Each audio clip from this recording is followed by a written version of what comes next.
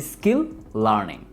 Skill কিন্তু এমন না যে আপনি web design development, graphic design, UI UX design, আপনি অ্যাপ ডেভেলপমেন্ট, ভিডিও এডিটিং, তারপর এসইও, ডিজিটাল মার্কেটিং, এইসব কিন্তু না। আমি বোঝাচ্ছি আপনি যে কোনো স্কিল আপনি শিখেন, কারণ স্কিল শেখার কোনো বিকল্প নাই।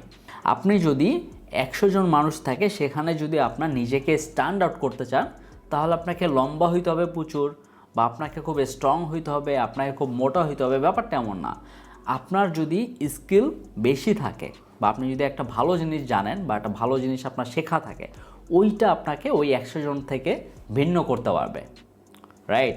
আপনি যদি আপনার সময়টাকে প্রপার কাজে লাগান, মাইন্ডসেটটা ক্রিয়েট করেন, তাহলে আপনি যদি একটা স্কিল অর্জনের সময় দেন, আপনি যদি ওই স্কিল নিয়ে কন্টিনিউয়াসলি মাইন্ডসেট ক্রিয়েট করেন যে আমি এই স্কিল নিয়ে ফিউচারে কিছু একটা করবো, সো ওইটা আপনার মেইনলি কাজে দেবে আপনার ফিউচারের ক্ষেত্রে।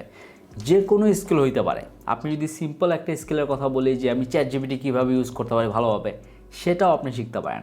আপনি কীভাবে মিডজার্নি ইউজ করবেন, সেটাও আপনি শিখতে পারেন। সো আপনি নিত্য নতুন দেখতে পারেন যে কোন এআইটা নতুন আসতেছে, বা কোন এআইটার ফিচারটা কী, বা এটা কীভাবে কাজ করতেছে। যাই শিখেন, প্রতিদিন মিনিমাম যদি 1 ঘন্টা করেও আপনি যদি কোনো কিছু শেখার প্রতি সময় দেন, তাহলে সেটা আপনার লাইফে সবচেয়ে বেশি কাজে দিবে ইন দ্য ফিউচার, আপনার ক্যারিয়ারের জন্য, আপনার লাইফের জন্য, আপনার সব কিছুর জন্য।